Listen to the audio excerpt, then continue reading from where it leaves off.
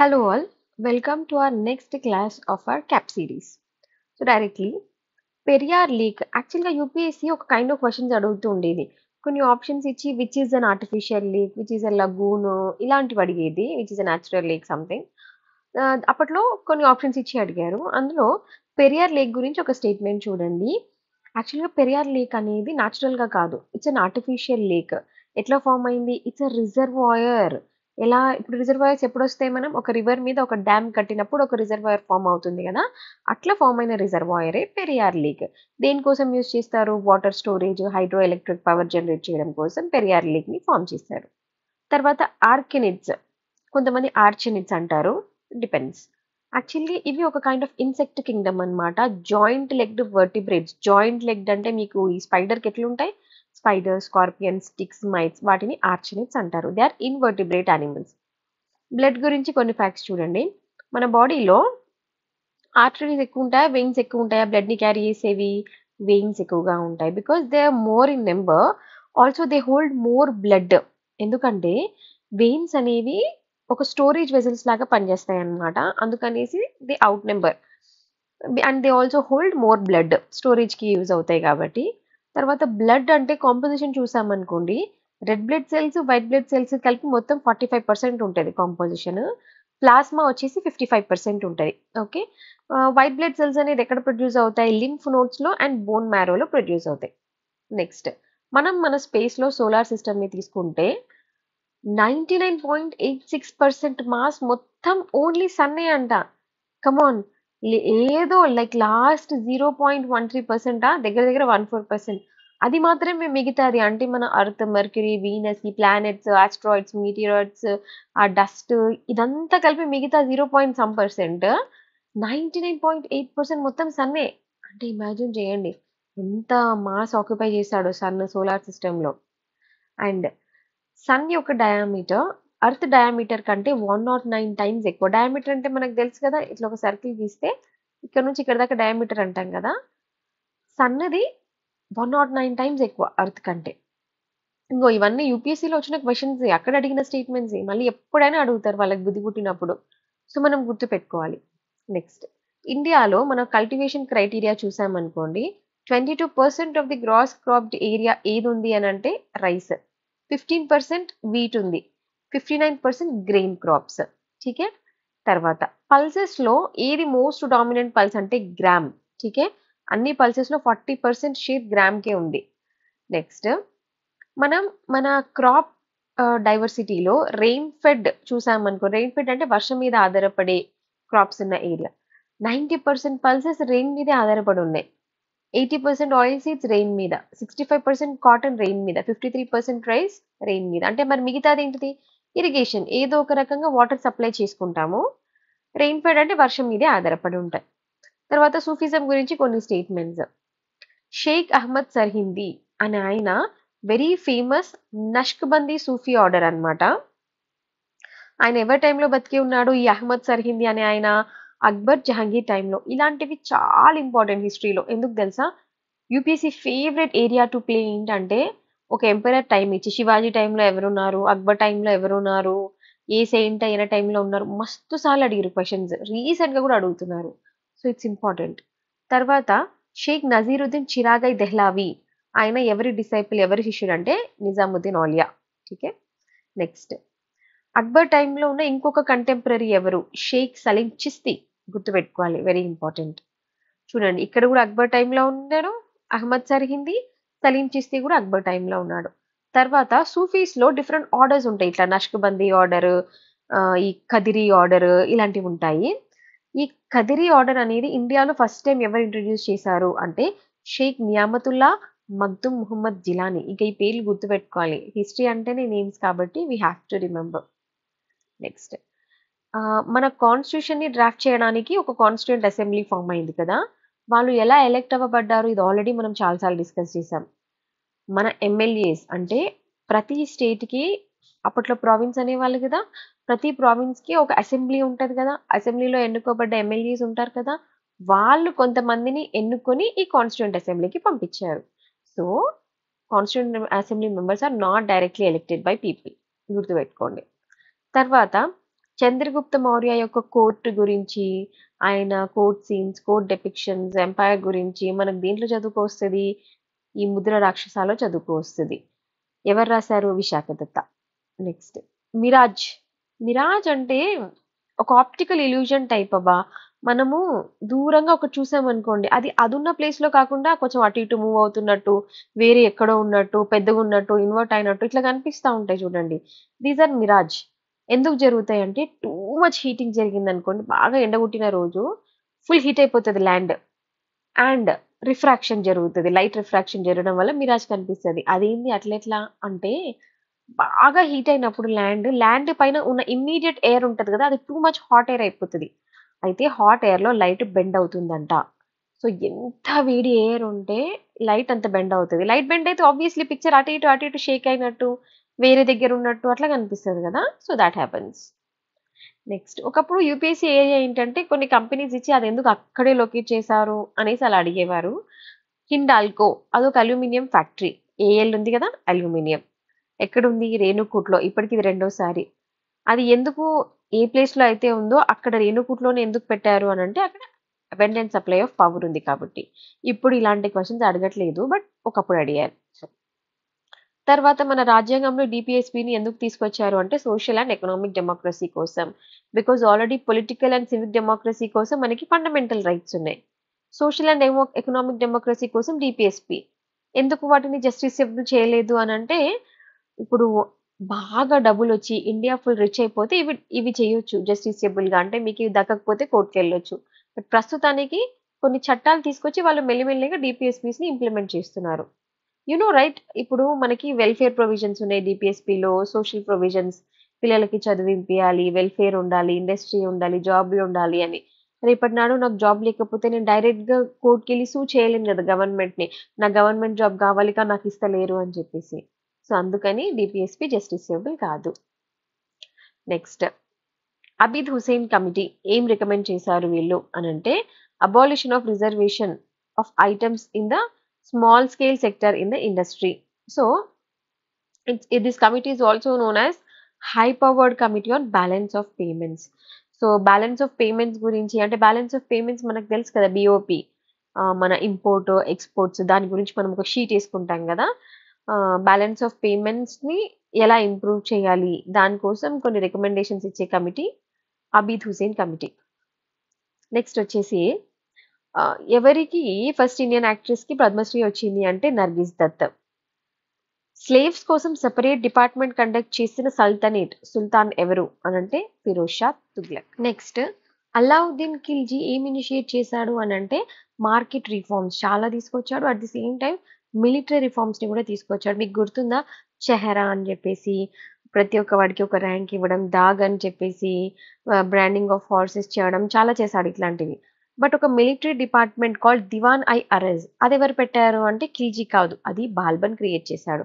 So హిస్టరీలో ఫ్యాక్ట్స్‌తో ఆడుకుంటున్నారు ఇక్కడ. ఠీకే. మొహమ్మద్ బిన్ తుగ్లక్ చనిపోయిన తర్వాత ఇమ్మీడియేట్‌లీ సక్సీడ్ అయింది ఎవరు అని ఎంపరర్ పేరిస్తారు. ఇమ్మీడియేట్‌లీ సక్సీడ్ అయింది ఆయన cousin. ఠీకే.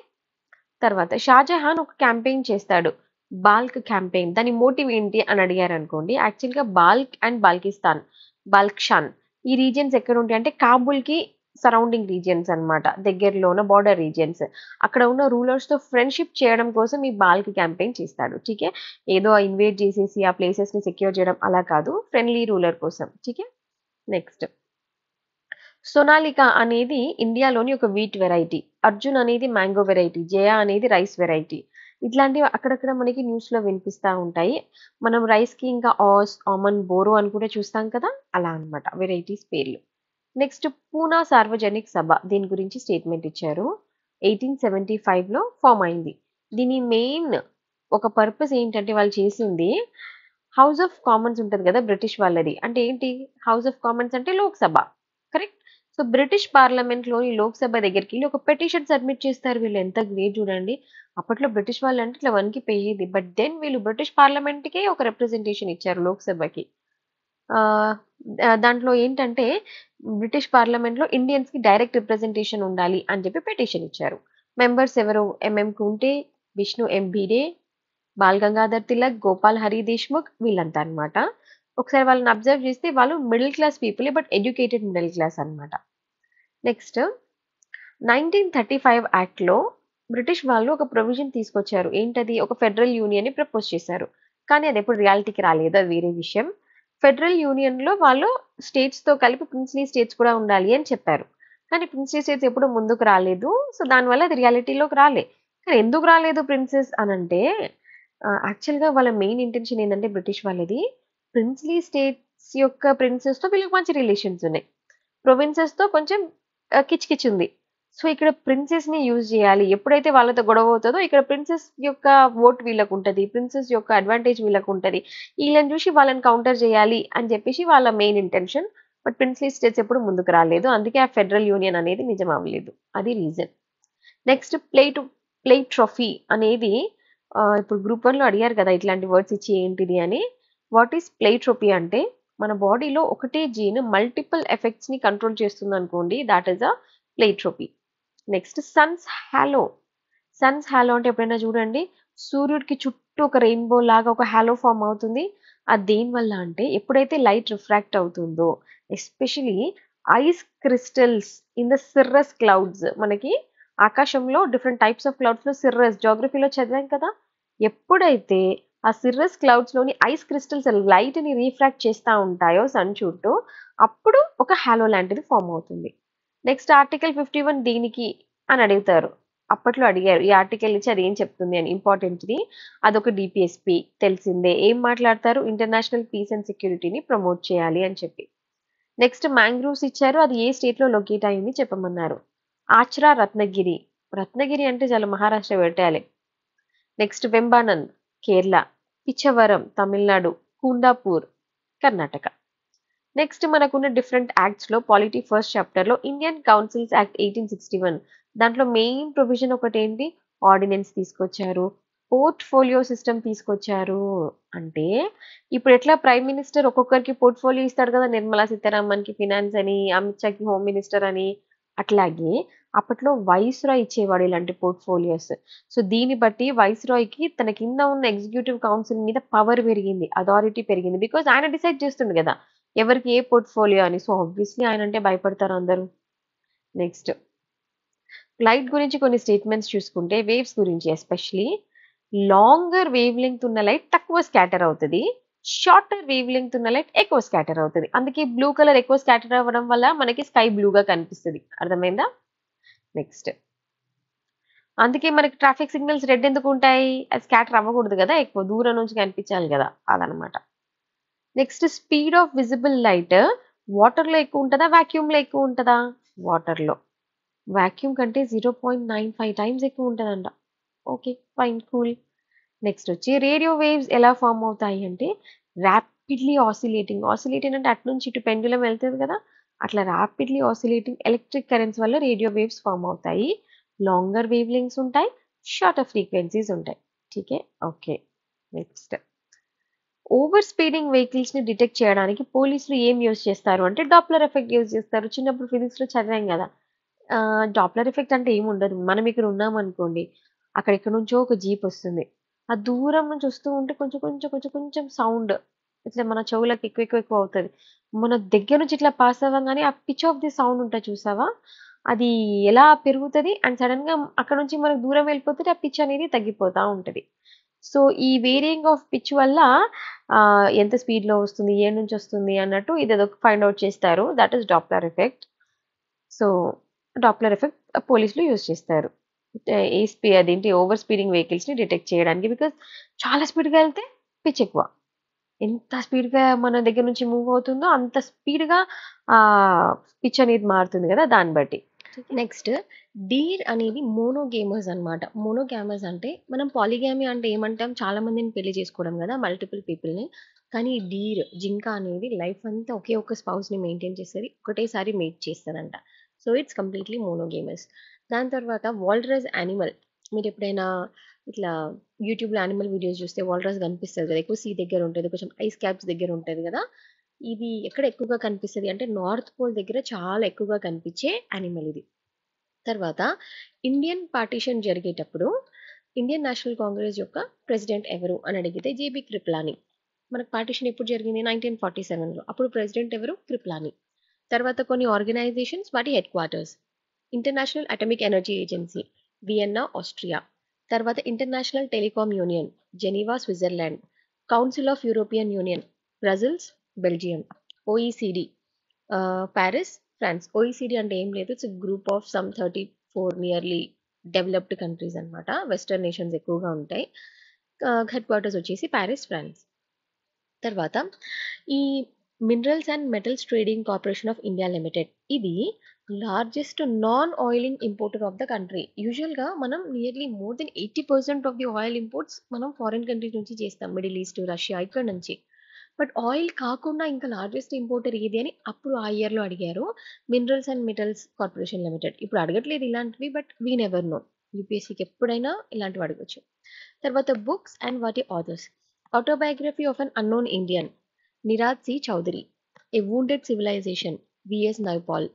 Confessions of a lover, Mulk Raj Anand. The English teacher, RK Narayan. ఇవి అప్పటి ఫేమస్ బుక్స్. ఇప్పుడు మీరేం చేయాలి? కరెంట్గా ఏవేవి బుక్స్ న్యూస్లో వస్తున్నాయి, పేపర్లో కనిపించేవి, ఇలాంటి వాటిని మనం నోట్ చేసుకొని పెట్టుకోవాలి. తర్వాత మనం బడ్జెట్ ప్రజెంట్ చేసేటప్పుడు దాంట్లో మన అసెట్స్ అండ్ లయబిలిటీస్ చూస్తాం కదా. అసెట్స్ అంటే మనకున్న ఆస్తులు, ప్లస్లు. లయబిలిటీస్ అంటే మనం వేరే వాళ్ళకి పే చేయాల్సినవి. ఎగ్జాంపుల్స్ చెప్పండి లయబిలిటీస్కి. లైక్ బోరోయింగ్స్, ట్యాక్సెస్, క్రెడిటర్స్కి ఇచ్చేవి, ఓవర్ డ్రాఫ్ట్స్, ఇట్లాంటివి. అవి కరెంట్ ఎక్స్చేంజ్ రేట్స్ మీద చూపిస్తారు, నాట్ హిస్టారికల్ ఎక్స్చేంజ్ రేట్. అంటే ఒకప్పుడు ఏముంది బేస్ రేట్ అట్లా ఉండదు. ఆ ఇయర్కి ఎక్స్చేంజ్ రేట్ ఏముందో దాంట్లోనే లయబిలిటీస్ చూపిస్తారు, కరెన్సీ. ఓకే. తర్వాత హై బోరోయింగ్స్ చేసామనుకోండి ఒక కంట్రీలో, ఎకానమీలో హై బోరోయింగ్స్ చేస్తే ఏమవుతుందంటే ఆ real interest rate in the country ఎక్కువ పెరిగిపోతుంది, బయట ఇంట్రెస్ట్ రేట్లు ఎక్కువ అయిపోతాయి. సింపుల్గా ఆలోచించండి, అసలు బోరోయింగ్స్ ఎప్పుడు ఎక్కువ చేస్తాం? అవసరం ఉన్నప్పుడు డబ్బులు, అంటే ఫండ్స్కి డిమాండ్ ఎక్కువ ఉన్నప్పుడు. సో ఇది సైకిల్ అన్నమాట. మనం బోరోయింగ్ చేస్తానే ఉంటాం, మార్కెట్లో డబ్బులు పెరుగుతూనే పెరుగుతూనే ఉంటాయి. డబ్బులు పెరుగుతున్న కొద్దీ జనాలు ఎక్కువ లోన్స్ తీసుకుంటూనే ఉంటారు, లోన్స్ తీసుకున్న కొద్దీ ఇంట్రెస్ట్ రేట్ పైకి పెరుగుతూ ఉంటుంది. సో అలా అన్నమాట. High borrowings is directly proportional to real interest rates. తర్వాత మనకి ఇట్లా బడ్జెట్లో వేసేటప్పుడు planned expenditure, non planned expenditure అని ఉంటుంది కదా. నాన్ ప్లాన్డ్ రెవెన్యూ ఎక్స్పెండిచర్ అంటే ఏంటి చెప్పండి? రెవెన్యూ అంటే దాని నుంచి మనకి ఉల్టా ఏం రాదు, మనం ఖర్చు పెడుతున్నాం. అయితే అయితే రెవెన్యూ అనేది మనం మనీ స్పెండ్ చేస్తున్నాం. కానీ అందులో నాన్ ప్లాన్డ్ అంటే ఏంటంటే మనకంటూ ఇట్లా 5 year ప్లాన్స్లో కొన్ని గోల్స్ పెట్టుకొని వేసేది కాదు ఇది. దాని నుంచి మనకి రిటర్న్ రాదు ఎక్కువ. నాన్ ప్లాన్డ్ అంటే ఎగ్జాంపుల్స్ చూడండి. ఇంట్రెస్ట్ పేమెంట్ చేయడము, సాలరీస్ ఇవ్వడము, సబ్సిడీస్ ఇవ్వడము, వేరే వాళ్ళకి మన లయబిలిటీ లాగా అన్నమాట. అది ఖచ్చితంగా వెళ్ళిపోతుంది, మనీ పైసలు వెళ్ళిపోతే కానీ దాని నుంచి మనం ఉల్టా ప్రాఫిట్ ఏం సంపాదించాము. సో ఇంట్రెస్ట్ పేమెంట్స్ అనేది నాన్ ప్లాన్డే. ఇప్పుడు మనం తీసుకున్న అప్పులకి ఇంట్రెస్ట్లు ఇస్తున్నాం అనుకోండి, దాని నుంచి మనకి ఏమైనా వస్తుందా? అదేమైనా అసెటా? కాదు. It's just expenditure but non planned. తర్వాత ప్రెసిడెంట్ అనేవాడు ఆర్డినెన్స్ ఎప్పుడు చేస్తాడు చెప్పండి? 2 కేసెస్లో. రెండు హౌస్లో ఏదో ఒక హౌస్ సెషన్లో లేకపోయినా ఆర్ రెండు హౌసెస్ సెషన్లోకి లేకపోయినా ప్రెసిడెంట్ ఆర్డినెన్స్ చేయొచ్చు. ఇది మనకు పాలిటీలో తెలిసిన విషయమే. తర్వాత దివానీ రైట్స్ వచ్చిన తర్వాత బ్రిటిష్ వాళ్ళకి ఫస్ట్ ఏ ట్రైబ్తో కాంటాక్ట్లోకి వచ్చారు అంటే, దివానీ ఎక్కడొచ్చింది వాళ్ళకి? ఆల్మోస్ట్ బీహార్, ఒరిస్సా, బెంగాల్ ఈ ఏరియాలో వచ్చింది. దాని తర్వాత ఫస్ట్ కాంటాక్ట్లోకి వచ్చింది గారో ట్రైబ్తో. ఇప్పుడు వాళ్ళు ఎక్కువగా ఎక్కడ ఉంటారు? మేఘాలయ ఆ రీజియన్లో ఉంటారు, ఈస్ట్ సైడ్ కదా, సో ఆబ్వియస్లీ. నెక్స్ట్ రామానంద అనేవాడు ఒక భక్తి సెయింట్ అన్నమాట. ఆయన దేనికి ఫేమస్ అంటే, ఈవెన్ దో సౌత్ ఇండియాలో పుట్టినా కూడా ఆయన హిందీని మీడియంగా యూజ్ చేశాడు. ఆయన చెప్పాలనుకుంది ప్రాపగేట్ చేయడానికి. టీకే పాటల ద్వారా, మాటల ద్వారా హిందీ మీడియం ఎక్కువగా వాడాడు, though he's from south. Next scheme of national education ఎవరు ఫార్ములేట్ చేశారు అని అడిగారు అనుకోండి, సతీష్ చంద్ర ముఖర్జీ. బెంగాల్ నేషనల్ కాలేజ్కి ప్రిన్సిపల్ ఎవరు? అరబిందో. ఠాగూర్ ప్రీచ్ చేసిన కల్ట్ పేరేంటి? ఆత్మశక్తి. అంటే ఆయన ఒక కైండ్ ఆఫ్ కల్ట్ స్ప్రెడ్ చేశారనమాట, దట్ ఈస్ ఆత్మశక్తి. 44th కాన్స్టిట్యూషనల్ అమెండ్మెంట్లో ఒక ఇంపార్టెంట్ ఫీచర్ని యాడ్ చేశారు. ఏంటంటే మామూలుగా council of ministers president sign కోసం, అసెంట్ కోసం ఏ మ్యాటర్ పంపించినా యూజువల్గా సైన్ చేసే అది రిటర్న్ చేస్తాడు ప్రెసిడెంట్. కాకపోతే ఒకవేళ ఆయనకి ఏదైనా అందులో డిఫరెంట్గా తేడాగా అనిపిస్తే ఒక నిమిషం ఆపి మీరు మళ్ళీ రీకన్సిడర్ చేయండి, మళ్ళీ రీకన్సిడర్ చేసి నాకు పంపండి అని పంపే ఫీచర్ ఉంది చూసారా? ఆ ఫీచర్ ప్రెసిడెంట్కి 44th కాన్స్టిట్యూషనల్ అమెండ్మెంట్ ద్వారా ఇచ్చారు. తర్వాత చప్చార్కుట్ ఫెస్టివల్ ఇది ఏ స్టేట్ వాళ్ళు జరుపుకుంటారు? Festivals are very important. Art and culture point of వ్యూలో మిజోరాంలో చేస్తారు. అదొక హార్వెస్ట్ ఫెస్టివల్ అనమాట సంక్రాంతి లాగా. సో, వాళ్ళు జూమ్ కల్టివేషన్ చేస్తారు గదా! ఫారెస్ట్‌లో ఒక ల్యాండ్‌ని క్లియర్ జేసి, అగ్రికల్చర్ జేసి, మళ్ళీ కాల్చి, మళ్ళా ఇంకొక ప్యాచ్ క్లియర్ జేసి, ఇది చేసిన తర్వాత వాళ్ళకొచ్చే ఫస్ట్ పంట హార్వెస్ట్ చేశాక చేసుకునేది Chapchar Kut, Mizoram. Next NTPC National Thermal Power Corporation. ఇది largest power utility in India. అది తెలిసిందే. ఇండియాలో ఆల్మోస్ట్ 25%, మోర్ దెన్ 25% ఈ పర్టిక్యులర్ ఎన్టీపీసీ వాళ్ళు కాంట్రిబ్యూట్ చేస్తారు. ఇండియాలోనే లార్జెస్ట్ డిపార్ట్మెంటలీ రన్ ఇండస్ట్రియల్ అండర్టేకింగ్ ఏది అని అన్నారనుకోండి, ఇండియన్ ఆర్డినెన్స్ ఫ్యాక్టరీ ఐఓఎఫ్. తర్వాత ఎథ్నిక్ కమ్యూనిటీస్ అండ్ ఏ కంట్రీలో సంబంధించిన వాళ్ళు, అలాగే ఎథ్నిక్ కమ్యూనిటీస్ ఇండియాలో ఏ స్టేట్‌కి సంబంధించిన వాళ్ళు. ఇది యూపీఎస్సీ ఫేవరెట్ ఏరియా ఇది. పక్కా గుర్తుపెట్టుకోవాలి. అట్‌లీస్ట్ ఒక 20, 30 గుర్తుపెట్టుకుంటే మనకి ఒకప్పుడు ఏందంటే మనం హిట్ అండ్ ట్రైలో లేకపోతే ఎలిమినేషన్ చేసేవాళ్ళం. ఇప్పుడు యూపీఎస్సీ ఆ ఛాన్స్ ఇవ్వట్లేదు. సో, న్యూస్‌లో ఉన్నవి లాస్ట్ 3, 4 ఇయర్స్‌లో ఉన్నవి అట్లాంటివి గుర్తుపెట్టుకోవాలి. అపతాని ట్రైబ్ ఇండియా ఎక్కడుంటారు వీళ్ళు? అరుణాచల్ ప్రదేశ్‌లో ఉంటారు ఎక్కువగా. దాయక్స్ ఇండోనేషియా, డింకా సుడాన్, ఉయిగూర్ ముస్లిమ్స్ చైనా. మనం చైనాలో ముస్లిం ప్రాసిక్యూషన్ జరుగుతుంది. నార్త్ వెస్ట్ చైనాలో అక్కడ ఉయిగూర్ ముస్లిమ్స్ ఉంటారు. నెక్స్ట్ ఎమర్జెన్సీ ఉన్నప్పుడు లోక్సభ టర్మ్ అయిపోవస్తుందనుకోండి.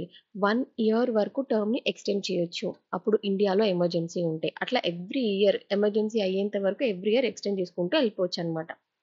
తర్వాత ఎకానమీలో మనకు కొన్ని టర్మ్స్ ఉంటాయి కదా! ఎం1, ఎం2, ఎంఓ, ఎం3 అవి ఇంపార్టెంట్ డెఫినిషన్స్ గుర్తుపెట్టుకోవాలి. ఎం3 బ్రాడ్ మనీ అంటే ఏమేమి ఉంటాయి అందులో అంటే పబ్లిక్‌తో ఉన్న కరెన్సీ, బ్యాంక్స్‌తో ఉన్న డిమాండ్ డిపాజిట్స్, బ్యాంక్స్‌తో ఉన్న టైమ్ డిపాజిట్స్. ఓకే. ఇయన్నీ కలిపితే బ్రాడ్ మనీ ఎం3. తర్వాత foot and mouth disease. I think ఇది ఒక ఫోర్త్ టైమ్ వచ్చిందనుకుంటా.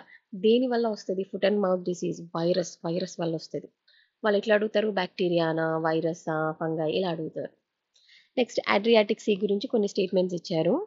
అది ఒక వాటర్ బాడీ. దేన్ని సెపరేట్ చేస్తుంది? ఇటాలియన్ పెనిన్సులాని బాల్కన్ పెనిన్సులా నుంచి సెపరేట్ చేస్తుంది. చుట్టూ ఉన్న బార్డరింగ్ కంట్రీస్ ఏవి? Albania, Bosnia, Croatia, Italy, Herzegovina, Montenegro, Slovenia. అయితే మనం ఈ రెడ్ సీ, ఇదేంటిది Mediterranean Sea, Adriatic Sea, Black Sea, Caspian Sea ఇట్లాంటి సీలు గుర్తుపెట్టుకోవాలి. బార్డరింగ్ కంట్రీస్ గుర్తుపెట్టుకోవాలి. పక్కా అడుగుతున్నారు క్వెషన్. ఎవ్రీ ఇయర్ మ్యాండేటరీ అడుగుతున్నారు. ఇప్పుడు గ్రూప్ 1లో కూడా అడుగుతున్నారు. 2, 3 క్వెషన్‌లు అడిగారు మొన్న గ్రూప్ 1, గ్రూప్ 2లో కూడా. So, it's important. ఈ సీలో నియర్లీ మోర్ దెన్ 1300 ఐలాండ్స్ ఉన్నాయంట అడ్రియాటిక్ సీలో. తర్వాత హిస్టరీలో మనకి కుదాయ్ కిడ్మగర్స్ అనే పేరు వినిపిస్తుంది. అందరూ ముస్లిమ్స్ ఇండియా పార్టీషన్ చేసేసి బయటికి వెళ్ళిపోదామని అనుకోలేదు. There were good number of Muslims ఇండియాలోనే ఉందాం అనుకున్నారు. అందులో ఒక గ్రూప్ ఇది. వీళ్ళు నార్త్ వెస్టర్న్ ఇండియాలో ఉండేవారు. They stood for Pathan regional nationalist unity. అయితే ఈ కుదాయ్ కిడ్మగర్స్కి ఇంకొక పేరే రెడ్ షర్ట్స్. వీళ్ళు ఏంటంటే గ్రూప్ ఆఫ్ పీపుల్ ఇండియాతోనే ఇండియా యునైటెడ్గా ఉండాలి, ఇండియాలోనే ఉండాలి అని ఫైట్ చేసిన వాళ్ళు. బెస్ట్ థింగ్ ఏంటంటే గాంధీ ఫాలోవర్స్ అన్నమాట. నాన్ వైలెంట్ రెసిస్టెంట్ మూవ్మెంట్ చేశారు వీళ్ళు. ఓకే. దీనికి లీడర్ ఎవరు అడుగుతారు? ఆ పేరు ఇంపార్టెంట్ మనకి. ఖాన్ అబ్దుల్ గఫర్ ఖాన్. ఈయనకి ఇంకొక టైటిల్ ఉంది అని అడుగుతారు. ఏంటది? ఫ్రాంటియర్ గాంధీ. సో ఇదంతా ఇంపార్టెంట్ స్టేట్మెంట్స్. తర్వాత కొన్ని కమిషన్స్ అవి దేనికోసం వేశారు? సో అప్పటి న్యూస్లు కదా ఇవి. వధ్వా కమిషన్ గ్రహం స్టెయిన్స్ మర్డర్‌ని ఇన్వెస్టిగేట్ చేయడానికి వేశారు. గ్రహం స్టెయిన్స్ అనే ఆయన ఒక ఆస్ట్రేలియన్ క్రిస్టియన్ మిషనరీ అన్నమాట. ఆయన 2 కొడుకులతో ఫ్యామిలీతో వచ్చాడు బేసిక్‌గా ఇండియాకి. బట్ బజరంగ్ దళ్ అని చెప్పేసి ఒక హిందూ ఆర్గనైజేషన్ వాళ్ళు అతన్ని అన్యాయంగా కాల్చి చంపారు విత్ హిస్ 2 సన్స్. పాపం ఆ పిల్లలు ఏం చేశారు కదా చిన్న పిల్లలు. బట్ లైవ్‌లో బర్న్ చేసి చంపారు. అత్ ఆ మర్డర్‌ని ఇన్వెస్టిగేట్ చేయడానికి వేసిన commission Wadhwa commission. Liberhan commission ఇదేంటంటే అయోధ్య మనకు తెలుసు కదా బాబ్రీ మస్జిద్ గొడవ. అక్కడ రిలీజియస్ స్ట్రక్చర్‌ని డెమాలిష్ చేశారు. ఎందుకు చేశారు? దేనికి చేయవలసి వచ్చింది? ఎవరు ఇన్వాల్వ్ అయ్యారు? ఇన్వెస్టిగేట్ చేయడానికి వేసింది లిబర్హాన్ కమిషన్. ఇది వెరీ ఇంపార్టెంట్. ఎందుకు చెప్పండి? రీసెంట్‌గా జడ్జిమెంట్ వచ్చింది. అయోధ్య దగ్గర రామ్ టెంపుల్ కట్టేశారు. ఇయన్నీ తెలుసు కదా! So, that is important. Liberhan పేరు. తర్వాత రాజీవ్ గాంధీ మర్డర్‌ని ఇన్వెస్టిగేట్ చేయడానికి వేసింది జైన్ కమిషన్. నెక్స్ట్ యూపీఎస్సీ ఇంకొక ఫేవరెట్ ఏరియా ఏందంటే, ఒక క్లైమేట్ క్యారెక్టరిస్టిక్ ఇస్తారు. అది ఇచ్చేసి ఏ రీజియన్‌కి సంబంధించినవి ఈ ఫీచర్స్ అని అడుగుతారు. లైక్ 2 సీజన్స్, ఒకటి వెట్ సీజన్, ఒకటి డ్రై సీజన్. పక్కాగా ఉండేది ఏంటిది అంటే equatorial region. Dry summers, wet winters ఉండేది Mediterranean region. Throughout the year rainfall ఉండేది చైనా టైప్. మనకి సర్క్యులేటరీ సిస్టమ్ ఉన్నట్టు రౌండ్ వార్మ్స్‌కి సర్క్యులేటరీ సిస్టమ్ ఉండదంట. ఓకే. బర్బర్. ఈ బర్బర్ డయలెక్ట్ మాట్లాడే వాళ్ళు, ఆ స్పీకింగ్ కమ్యూనిటీ ఎక్కడ దొరుకుతారు మనకు అంటే అల్జీరియా. ఠీకే. సో, మ్యాప్‌లో అల్జీరియా ఎక్కడుందో చూసుకోవాలి. డెట్ ట్రాప్ అనేది మనం హిస్టరీలో కూడా చాలా సార్లు వింటాం. ఎకానమీలో వింటాం కదా! ఒక కంట్రీ డెట్ ట్రాప్‌లో ఉంది అని ఎప్పుడు చెప్తాం తెలుసా? మనం తీసుకునే అప్పులు, ఆ అప్పులకి ఇంట్రెస్ట్ పేమెంట్స్ అయి తీర్చలేక అయి తీర్చడానికి మళ్ళీ ఇంకో అప్పులు చేస్తున్నాం. అయి తీర్చడానికి మళ్ళీ ఇంకో అప్పులు చేస్తున్నాం. ఇట్లా ఇంట్రెస్ట్ తీర్చడానికి అప్పులు చేస్తున్నాము అంటే ఆ కంట్రీ డెట్ ట్రాప్‌లో ఉన్నట్టు. తర్వాత డిక్రీజింగ్ ఆర్డర్ ఆఫ్ ఆల్బెడో అంటే పెద్ద నుంచి చిన్న అని అడుగుతున్నారు. ఆల్బెడో అంటే ఏంటంటే సన్‌లైట్‌ని రిఫ్లెక్ట్ చేసే కెపాసిటీని ఆల్బెడో అంటారు. దేనికి ఎక్కువ ఉంటే దానికి హై ఆల్బెడో ఉన్నట్టు. For example snow. Top top first ర్యాంక్‌లో ఉన్నది స్నో. స్నో బాగా రిఫ్లెక్ట్ చేస్తది. వైట్ పెయింట్ చూడండి ఎంత బాగా రిప్లేస్ చేస్తది. అందుకే సమ్మర్‌లో ఇంటి మీద వైట్ పెయింట్ ఏస్తాం. వైట్ కలర్ బేసిక్‌గా ఎక్కువ రిఫ్లెక్ట్ చేస్తది. సో, మనం క్లైమాటిక్ రీజియన్స్ చూస్తే టుండ్రా. టుండ్రాలో ఎంత చల్లగుంటది మొత్తం ఐస్ కదా! అందుకే అక్కడ ఎక్కువ సన్‌లైట్ రిఫ్లెక్ట్ అయిపోతది. బాగా అబ్జర్వ్ చేసుకొని మొత్తం రిఫ్లెక్ట్ చేసేస్తాయి. అందుకే మంచు కూడా తొందరగా కరిగిపోతుంటాయి ఈ మధ్య. సో, టండ్రాకి ఎక్కువ ఆల్బెడో, తర్వాత టైగా, ట్రాపికల్ డెసిడ్యూస్, లాస్ట్‌లో ట్రాపికల్ ఎవర్‌గ్రీన్. ఎందుకంటే మొత్తం చెట్లే ఉంది. అక్కడ రిఫ్లెక్ట్ చేయడానికి ఏం లేదెక్కువ. So, tundra highest albedo. White highest albedo. Snow albedo అలా. తర్వాత ఈ మధ్య తెలంగాణలో అయితే ఎక్కువ న్యూస్‌లో ఉంటుంది గదా!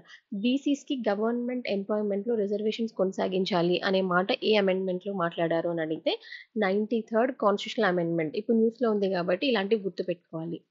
తర్వాత సుల్తాన్ మొహమ్మద్ బిన్ తుగ్లక్ ఏంటంటే ఢిల్లీలో ఒక పాయింట్ ఆఫ్ ది టైమ్‌లో ప్లేగ్ వచ్చిందంట బాగా. ఆ రోగం వచ్చి చాలా మంది చచ్చిపోతున్నారు అని జెప్పేసి ఈయన ఒక 2 సంవత్సరాలు ఢిల్లీ నుంచి బయటికొచ్చి సెపరేట్ క్యాంప్‌లో ఉన్నాడు. స్వర్గద్వారి అని చెప్పేసి. ఎవరా సుల్తాన్ అని అడిగితే మొహమ్మద్ బిన్ తుగ్లక్.